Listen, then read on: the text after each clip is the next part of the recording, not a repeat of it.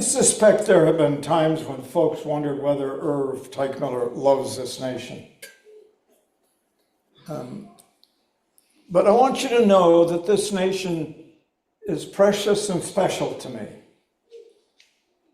And as I went through my training as a student in high school and college, I discovered that there are some wonderful ways in which this nation does things that others don't seem to know how to do right away.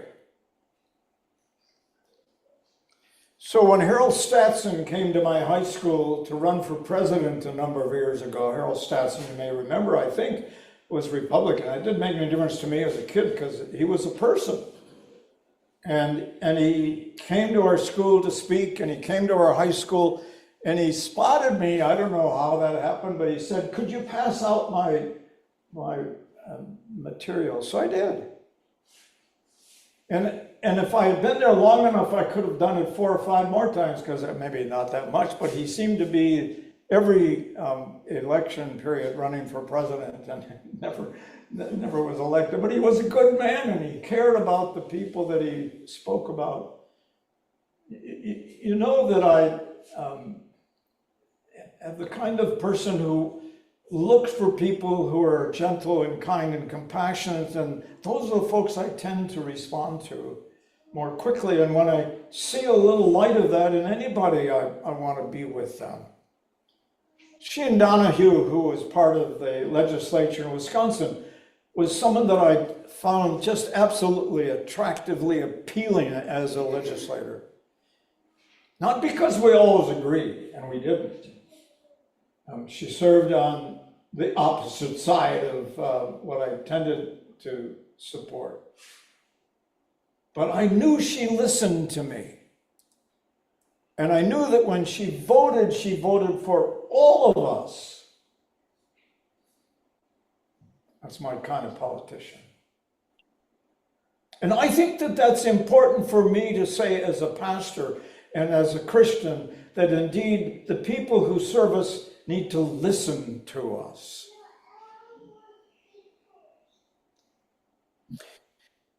What makes this nation unique? There's a flower back there that I was invited to take with me because they had so many flowers at Gene Norton's memorial service in Rhinelander on Thursday. I've known Gene Norton for probably 40 years. Now, because it's almost hidden back there, Gene was almost hidden. She was, short and, really not all that likely to be picked out of a crowd as being, well, there's one remarkable person. When Human Services allowed us to leave and form a new mental health system, and I was the director, one of the things we asked that they let us do when we left was something that they, for some reason, hadn't figured out how to do, was to raise some money to make available a halfway house for chronically mentally ill folks who were psychotic, who were struggling, who were in lots of pain, whose lives had been a mess. And so I did. I raised some money. The Hans Sallet, who had given us a resort for mental health work, we were able to get some money to help us buy this building. Almost lost 2 fingers putting the roof on the addition. And then we looked for someone to run the place because Human Services said, we do need it, you're right, and we'll contract with you. And so it was an 8-bed facility, and we had room for at least one of those 8 beds, which would be an emergency room bed. And for, 25 years, that halfway house served people who were coming back to the community who had been removed from the community, placed legally and appropriately, because that's who we are as Americans. And we placed this house and made it available for these folks. So they'd come back and they'd spend a couple of weeks or a couple of months with us. And what we needed to do is find someone who could manage the house, could manage the staff, could manage the program, could pay attention to what the state said we could and couldn't do, and the kinds of things we needed to be careful of that we didn't do harm.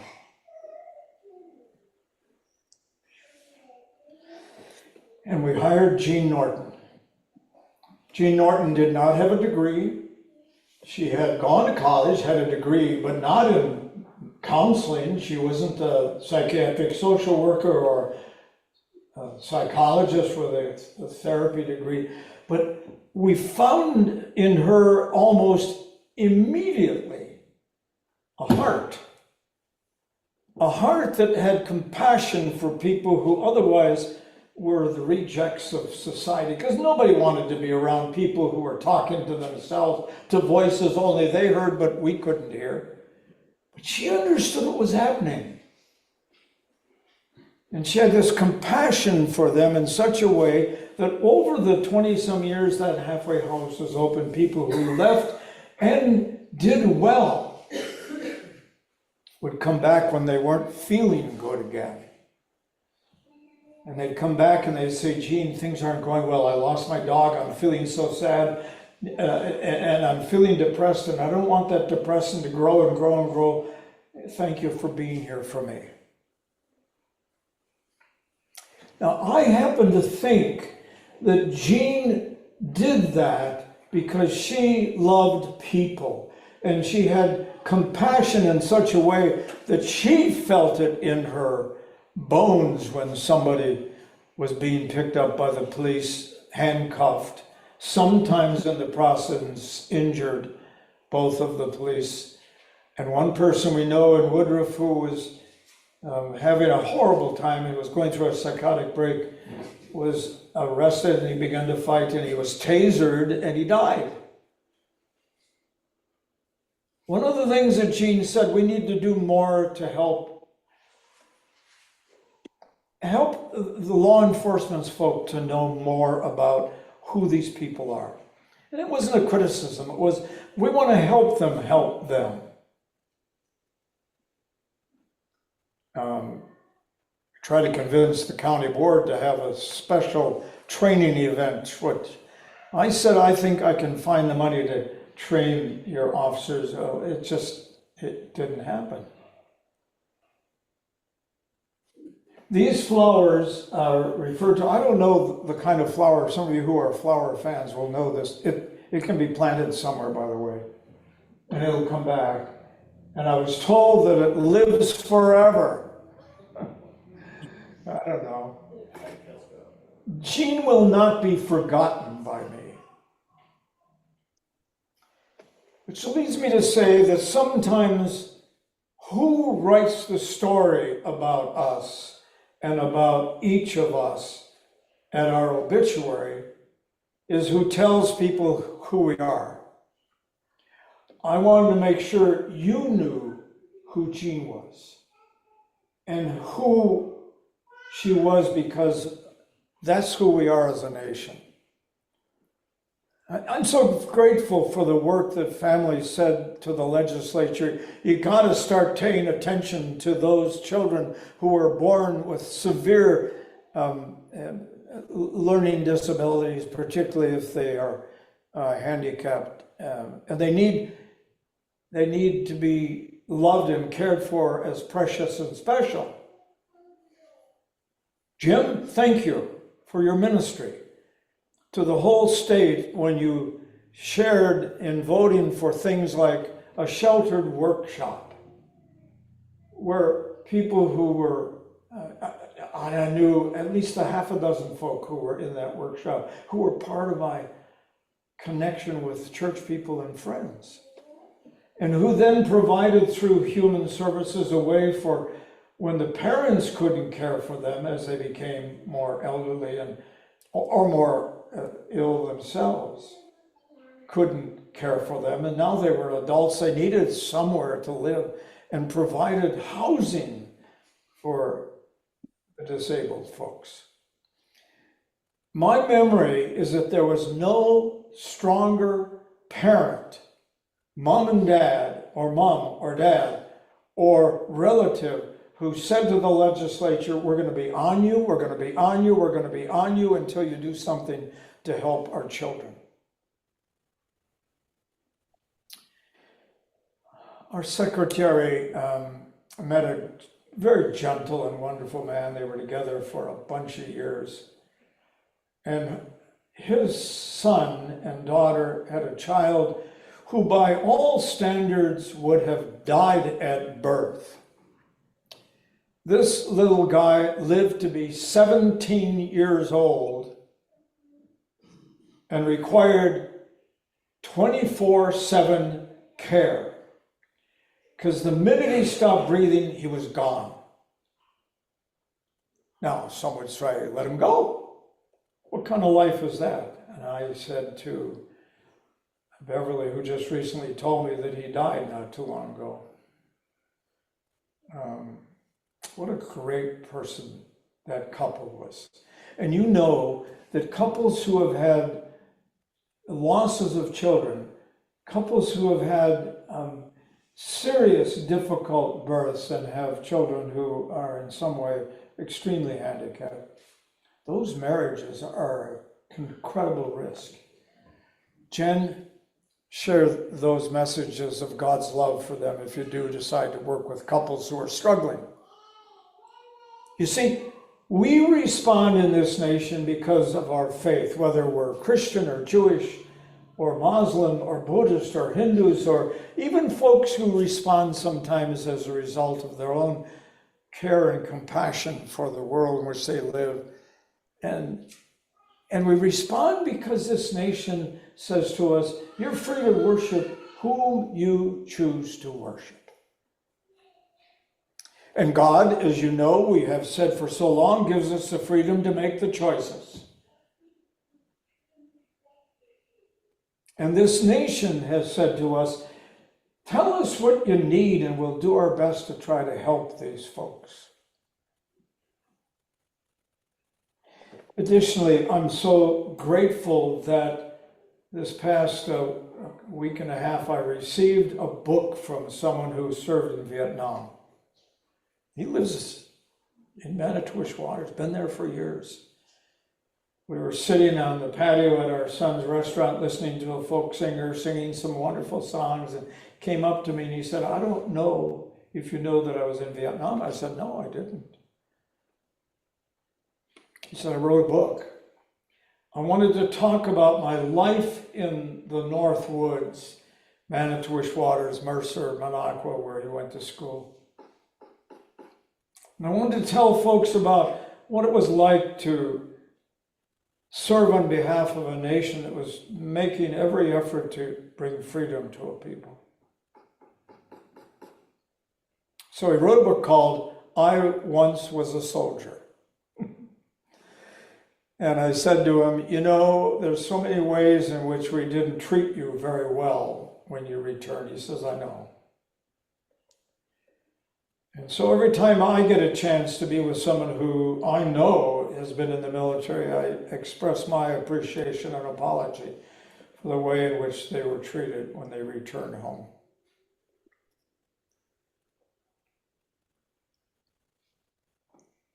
Many of the young recruits, drafted recruits, didn't come home. On the beaches, as we invaded Normandy, France, 9,000 of our soldiers never came home to be with their children, their wives, their friends, to play baseball, to go back to college. 9,000 on that beach. And so when Lincoln says to us, if the angels of kindness, or the angels, the better angels of our nature as Americans, our nature as people, our nature as Christians in particular for us, if our nature is touched by that kind of sacrifice, and a nation that cares about freedom all over the world, not just here, and who demonstrated it, by the way, as I said last Sunday, in writing immediately the articles that were amended, which became the Bill of Rights of the American people. Do you know that 41 of the 59 persons who were voting on the Declaration of Independence, which said that all men are created equal, were slave owners? You know, that one of them, as you well know, as I joked a great deal with David Best, who was an impersonator of Thomas Jefferson, and his wife chided him with me. What have you said about Thomas and his slave children that he produced through his slave?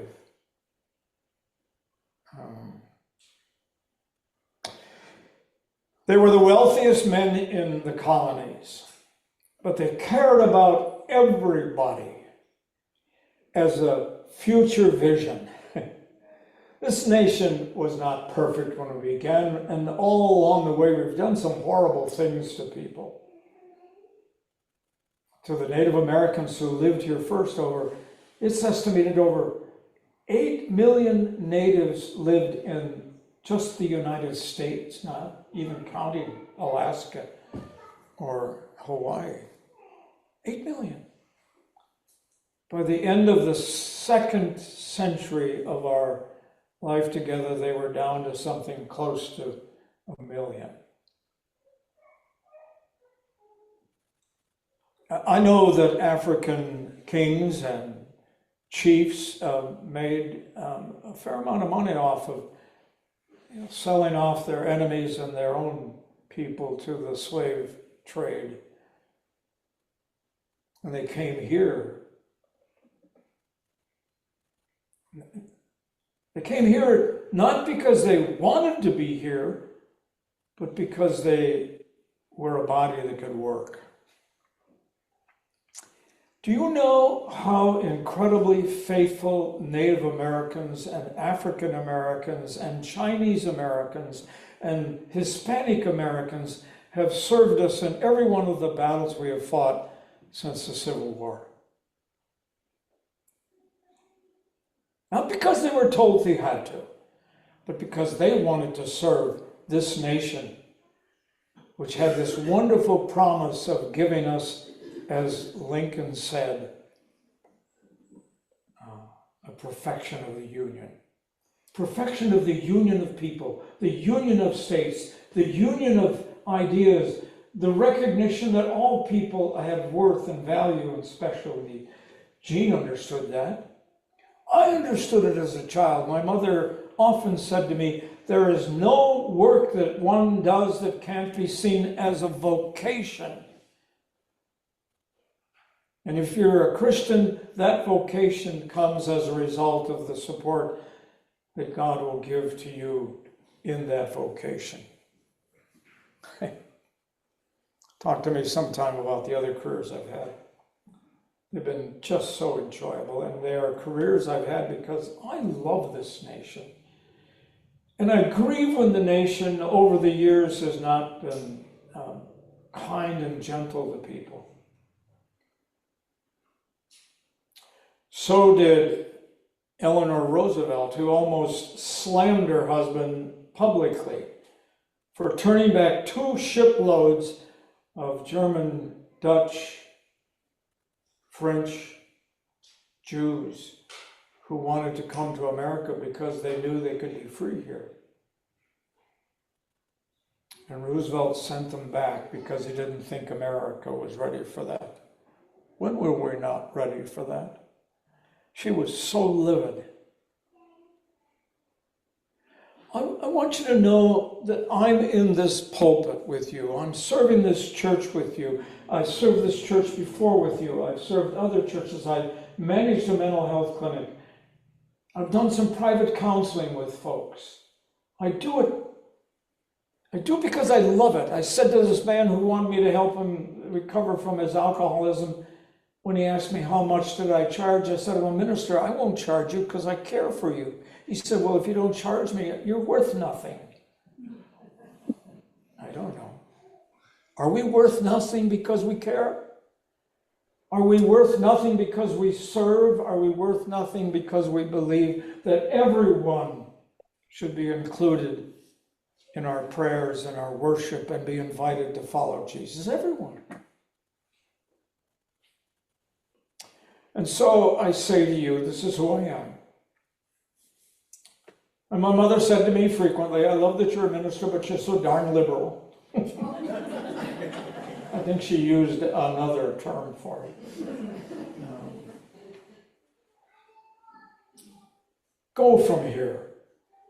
You know, we don't do all of our ministry by being here to worship. We do our ministry as others have done by legislating for good things to happen to people. Thanks, Jim. And for those who helped organize and structure services, thanks, Jean, and thanks, Dorothy. And those who go someplace that they don't know about, and they know it's going to be a long trip, like 20 some hours, and they still go to Ghana. They come back and tell us about the need, and we respond. And do you know there's a fingerprint on the Declaration of Independence? I've said over and over and over again, every time you make a contribution to help someone somewhere else, here in this community, somebody in Lac du Flambeau or Superior or Ironwood or wherever it may be, your fingerprint is on that gift. Believe me, it is somehow very precious that we follow Jesus, that we respond faithfully to his call to be disciples, and that we learn how to serve as servants of our God with the Spirit of Christ in us. Amen, and God bless this nation.